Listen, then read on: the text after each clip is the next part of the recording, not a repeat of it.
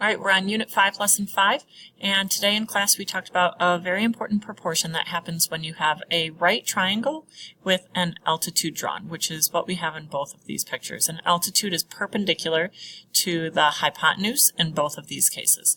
So the proportion that we talked about was part of the hypotenuse over the altitude equals the altitude over the other part. So part of hip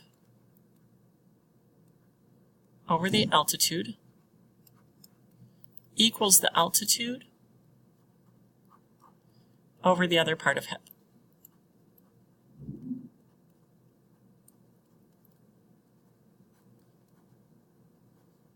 And we're using this rule for all of these. So remember in class I talked about the fact that you can trace it. So the hypotenuse is this whole segment here because my right angle is here. Hypotenuse is across from the right angle.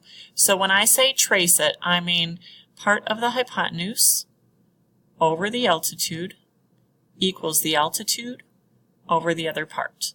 So when I write the proportion, I write 9 is to x as x is to 4, and then I cross multiply and solve.